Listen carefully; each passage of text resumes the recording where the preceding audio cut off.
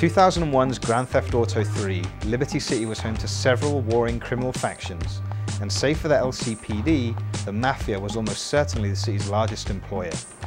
7 years later, that's still true, but the Liberty City that you explore in Grand Theft Auto 4 is barely recognizable as the same place, and it's a lot bigger. Stepping off the boat in the shoes of illegal immigrant Niko Bellic at the start of the game, it's immediately apparent that you have an extremely long way to climb to the top, or even to make a life for yourself in the land of opportunity. The mansion that your cousin told you that you'd be living in is actually a crappy apartment. The sports cars are low-budget cabs, and the women, well, they're pretty much non-existent unless you go out at night and pay for their services, or take the time to find them on internet dating sites. Hit me up again soon, homie. That was fun. There are plenty of friends for you to make in the city, and they're all very useful to have. To make money and to advance GTA 4's superb story though, you need to run errands for anyone who'll pay you. Niko's skill set is somewhat limited, given that his only trade is killing.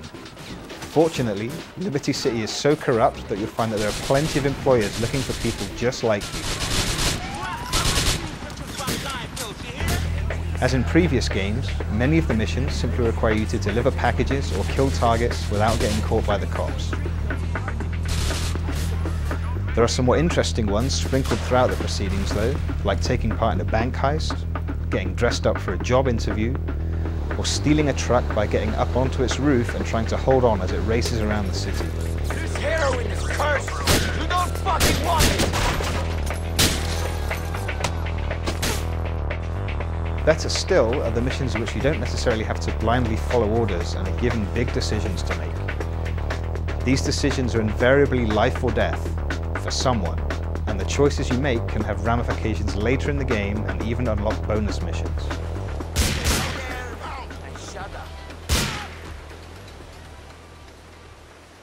Stay the fuck away from me. The vast majority of missions in GTA 4 require you at some point to drive through the city to do battle with enemies on foot or both. In previous GTA games, the on-foot missions have suffered from some poor controls, but in GTA 4 these have largely been addressed. Niko is a far more agile protagonist than any of his predecessors. He can climb fences and scale walls, he can shimmy along ledges, and crucially, he can take cover behind objects, in much the same way that characters in games like Gears of War and Uncharted Drake's Fortune can. This new ability makes a lot of the missions involving on-foot gunplay much easier than those in previous games, but they're still just as satisfying.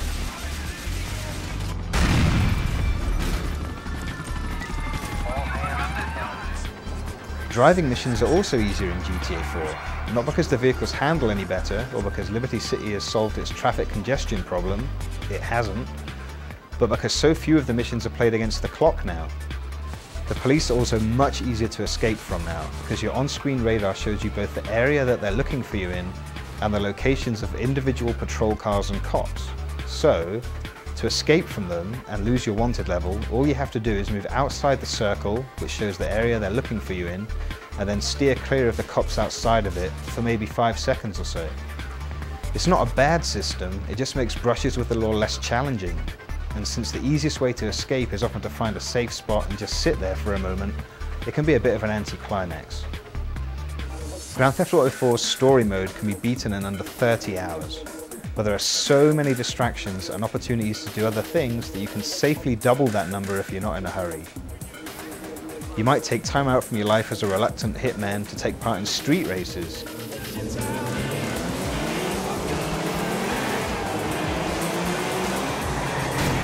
Or to steal cars for a friend with a penchant for rides that he can't afford. You might even choose to do some police work by stealing a cop car and using its computer to locate crimes in progress or Liberty City's most wanted. There are no similar missions for ambulances or fire trucks this time around, but the police missions were always more fun than those anyway. There are plenty of opportunities for rest and relaxation in Liberty City as well. You can take in some genuinely funny acts, including some big names at cabaret and comedy clubs. You can pay for a private dance at a strip club. You can go drinking, and you get the idea. There's a lot to do.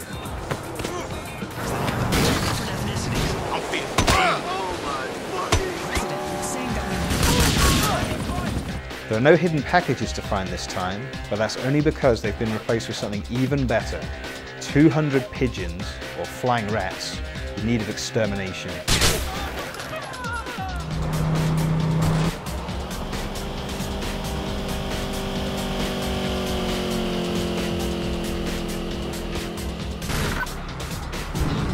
That's 7 units from Northern Garden.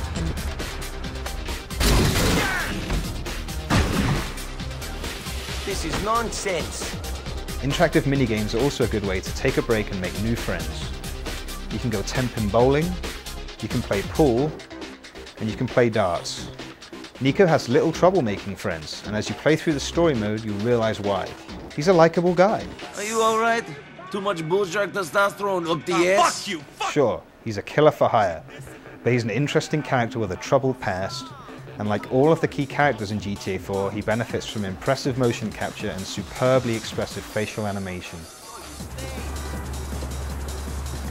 I need the car, guy! You're making a big mistake, motherfucker! Like Liberty City itself, Nico is no oil painting, but the fact that GTA 4's visuals are a little rough around the edges is easy to overlook when you consider the sheer scale of the environment that you're playing in and how much stuff is going on there.